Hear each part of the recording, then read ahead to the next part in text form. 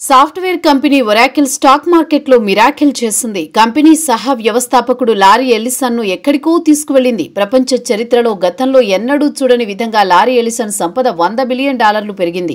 Indian currency ప్రకారం సుమారు 8,60,000 కోట్లుగా చెప్పుకోవచ్చు. కొన్ని క్షణాల పాటు ప్రపంచ కుబేరుడుగా నిలిచాడు. ఇప్పటి వరకు ప్రపంచంలోని అత్యంత సంపన్నుడిగా ఉన్న ఎలన్ మస్క్ ను ఆయన వెనక్కి నెట్టాడు. ఇందుకు ఆయన సంపద ఇబ్బడి ముబ్బడిగా పెరగడానికి ప్రధాన కారణం అమెరికా స్టాక్ మార్కెట్లో ఒరాకిల్ షేర్ల ధర అమాంతం పెరిగిపోవడమే. దీంతో పాటు కంపెనీ మంచి ఫలితాలు సాధించిందని, అలాగే కంపెనీ ఆర్టిఫిషియల్ ఆధారిత క్లౌడ్ డీల్స్ ఆర్డర్లు పెద్ద ఎత్తున లభించాయని వార్తలొచ్చాయి.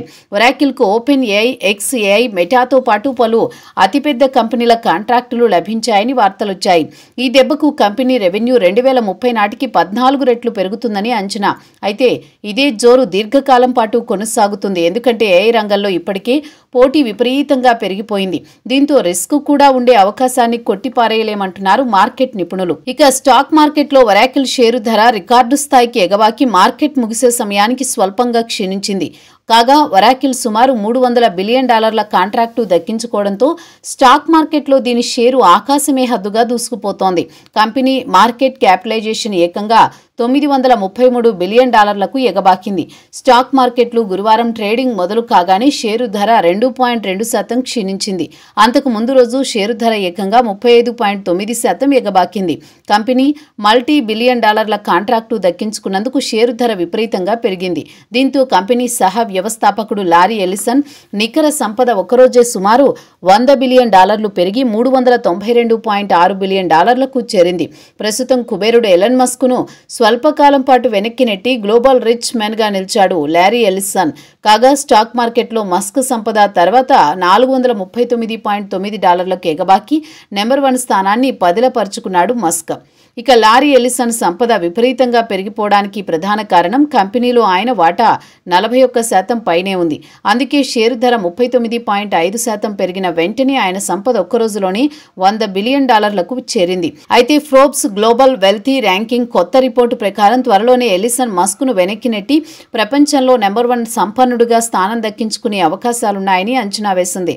ఇక స్టాక్ మార్కెట్లో ఒరాకిల్ షేరు లాభాలతో దూసుకుపోవడానికి ప్రధాన కారణం మైక్రోసాఫ్ట్ కు చెందిన ఓపెన్ ఏఐ నుంచి ఒరాకిల్ కు సుమారు $300 బిలియన్ కాంట్రాక్టు దక్కించుకుంది. దీంతో ఏఐ ఆధారిత కంపెనీల షేర్లు లాభాలతో దూసుకుపోయాయి.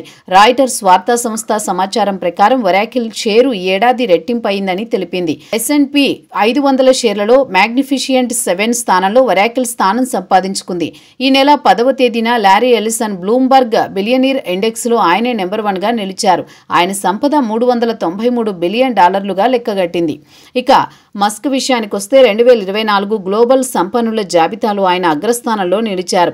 అయితే ఇటీవల కాలంలో ఎల్లిసన్ కంపెనీ ఒరాకిల్ దశ తిరిగింది. త్రైమాసిక ఫలితాలు అంచనాను మించిపోయాయి. క్లౌడ్ వ్యాపారంతో భవిష్యత్తులో మరింత బలపడే అవకాశం ఉందన్న వార్తలు రావడంతో దీని షేరు ఒక్కరోజులోనే 41% పెరిగింది. కాగా కంపెనీ చరిత్రలో సింగిల్ డేలో షేరు ధర 41% పెరగడం ఇదే మొదటిసారి. ఇక ఒరాకిల్లో లారీ ఎల్లిసన్ కు అత్యధికంగా షేర్లు ఉండడం వల్ల ఆయన సంపద అమాంతం $101 బిలియన్ ఎగబాకింది. అదే సమయంలో ఎలన్ మస్క్ సంపద క్షీణించింది. కాగా టెస్లా షేరు 13% క్షీణించడంతో ఆయన నికర సంపద $385 బిలియన్ దిగి వచ్చింది. గ్లోబల్ నెంబర్ 1 స్లాట్ నుంచి స్వల్పకాలం పాటు 2వ స్థానానికి దిగి రావాల్సి వచ్చింది. అయితే మార్కెట్ ముగిసే నాటికి షేరు ధర పుంజుకోవడంతో ఆయన నికర సంపద తిరిగి $439.9 బిలియన్ ఎగబాకింది. మస్క్ తిరిగి తన స్థానాన్ని పదిలపరుచుకున్నాడు. అయితే టెస్లా బోర్డు మస్క్ కు పర్ఫార్మెన్స్ బేస్డ్ కాంపెన్సేషన్ ప్లాన్ ను ప్రతిపాదించారు. అయితే అనుకున్న లక్ష్యానికి చేరుకుంటే మస్క్ భవిష్యత్తులో ట్రిలియనీర్ అయ్యే అవకాశం ఉంటుందని చెబుతున్నారు మార్కెట్ నిపుణులు. ప్రస్తుతం ప్రపంచంలోని అత్యంత సంపన్నుడుగా ఎలన్ మస్క్ మొదటి స్థానాన్ని ఆక్రమించాడు. ఆయన సంపద $437.4 బిలియన్ కాగా 2వ స్థానంలో లారీ ఎల్లిసన్ నిలిచారు. ఆయన సంపద $400.9 బిలియన్ తేలింది. ఇక ఒరాకిల్ షేరు విషయానికొస్తే Q1 ఫలితాలు పెద్ద ఆశాజనకంగా లేవు. రెవెన్యూ పాటు ఆదాయం ఎనలిస్టుల అంచనాకు చేరుకోలేకపోయింది.